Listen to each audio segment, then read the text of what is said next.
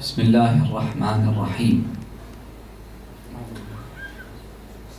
We all aspire to become successful in life because the alternative to success is failure. And failure is a stigma that will continue to haunt us forever. This is why we need to avoid being called a failure at all costs.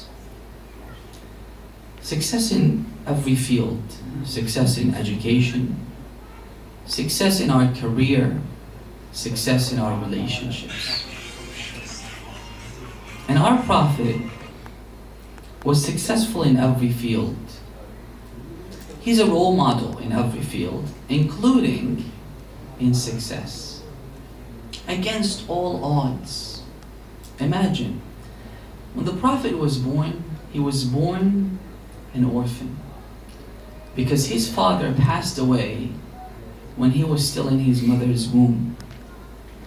He went to the holy city of Medina and he died in Medina while his mother was in the holy city of Mecca.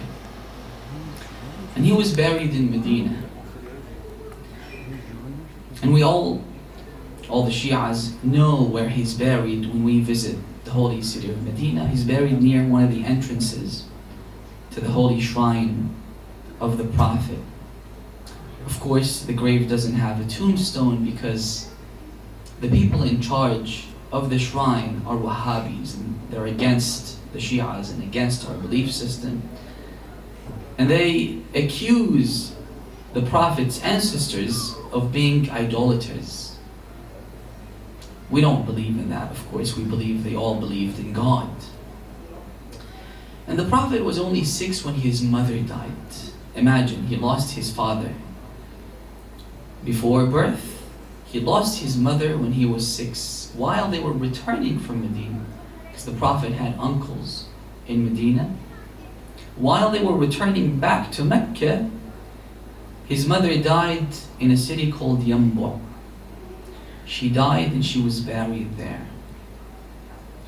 His caretaker after his mother's death was a black woman called Barakah, Ayman. Of course, he grew up under the supervision of his grandfather, Abdul Muttalib. But when he was 12, his grandfather Abdul Muttalib died. And his caretaker became his uncle, Abu Talib.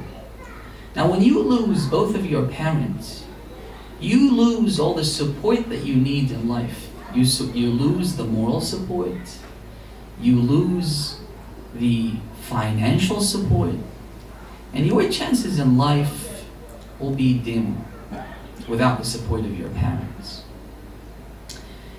So the Prophet grew up until he turned 40. When he turned 40, he was tasked by God to deliver his message to his people.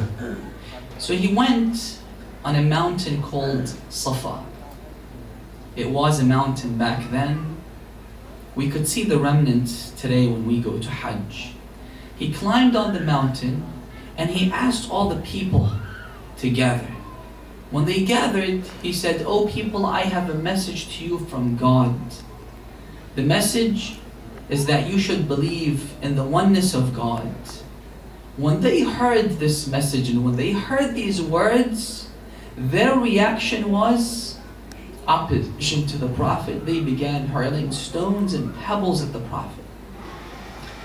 So the Prophet ran. He ran away from them only to go to another mountain called Mount Safa. Again, back then it was a mountain. Now you could only see the remnants of the mountain.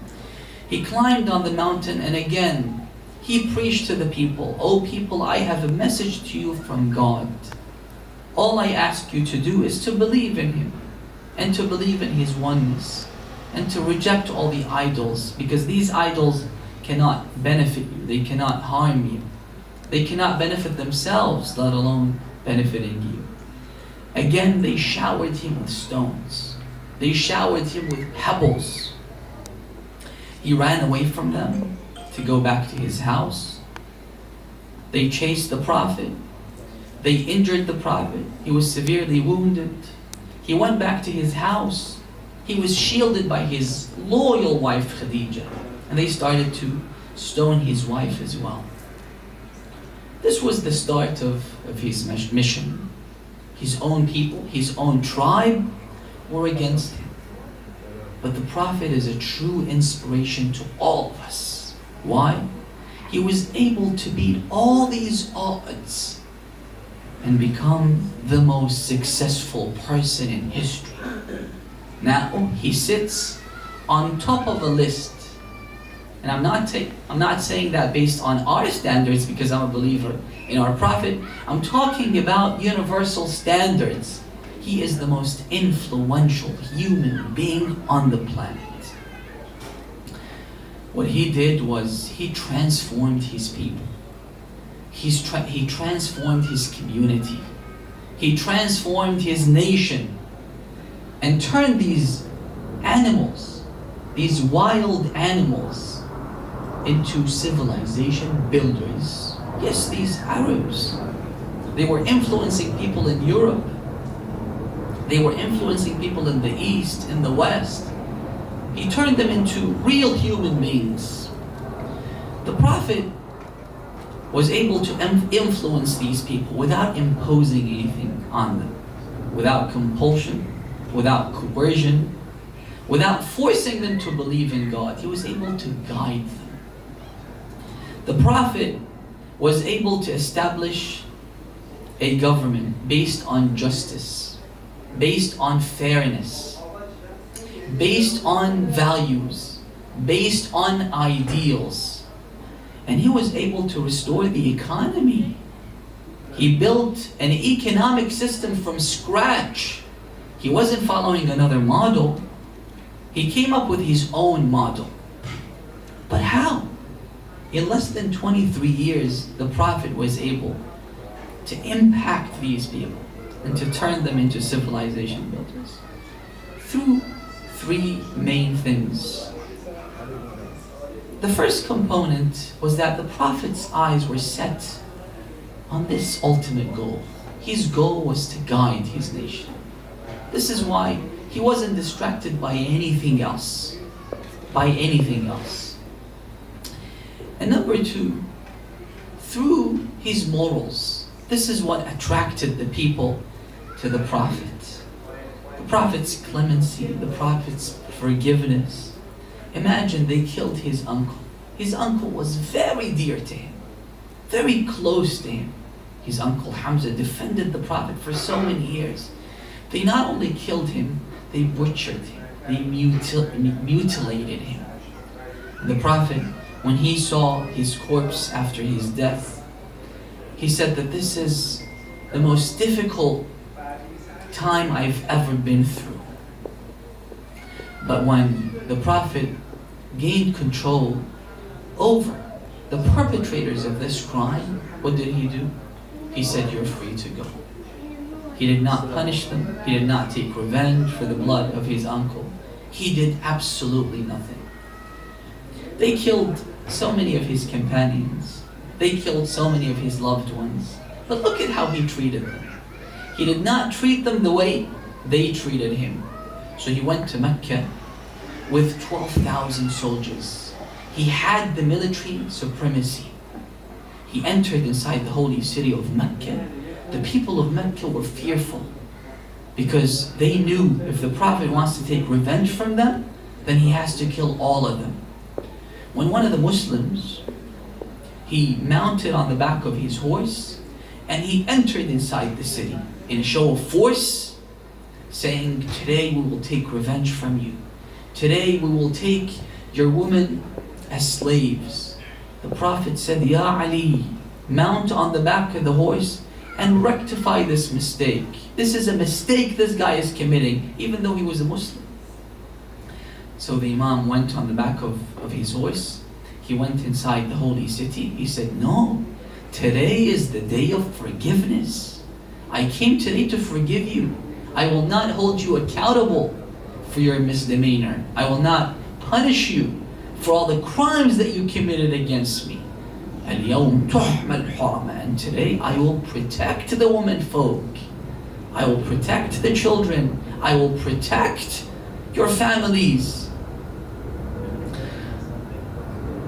In one of the battles of the Prophet, the Prophet was attacked. He fell on the ground. The Muslims thought that he was killed. Archangel Gabriel comes down. He says, Ya Rasulullah, you have one prayer that you can make that God will answer. God will fulfill your wish if you make a wish. So the Prophet raised his hands. Everyone thought that the Prophet will make a prayer against his nation. And if he did, God will wipe them out. God will erase them from the face of earth. The Prophet raised his hands only to say, Oh God, guide my people, because they're ignorant. And this was the response of Yusuf alayhi salam. When his brothers came and they had wronged him, they threw him in the well, they committed all these crimes against him. But Yusuf's response was, I will ask God to forgive you. I forgive you, and I will ask God to also forgive you. And the third component, the last component but not least, is the component of God. When you believe in God, you can climb the ladder of success. The sky is your limit, because God can harness everything in this world and turn everything in your favor. This is why God speaks about the before and after in the life of the Prophet. أَلَمْ يَجِدْكَ يَتِيمًا فَآوَى. You were an orphan. Who is your guardian? God Himself. وَوَجَدَكَ ضَالًّا فَهَدَى. He wasn't a deviant man.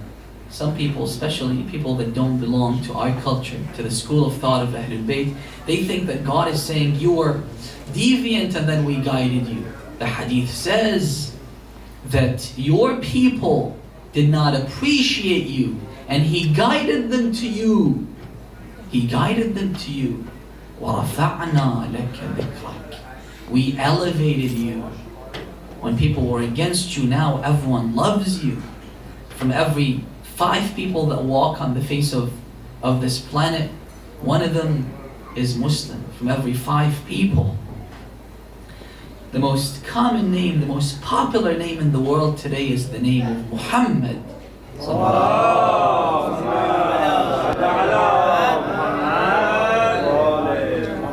Who did all of that?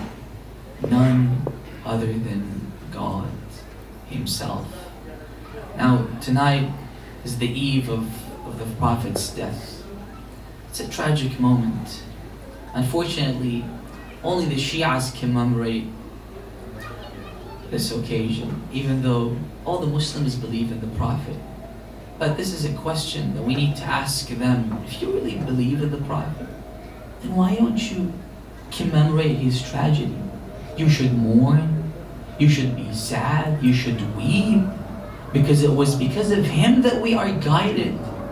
And his right upon us is not only to remember him, to mention his name in every prayer, but to celebrate and commemorate this occasion. We ask God to grant us His visitation in this life and to give us His intercession in the afterlife. ببركة الصلاة على محمد وآل محمد.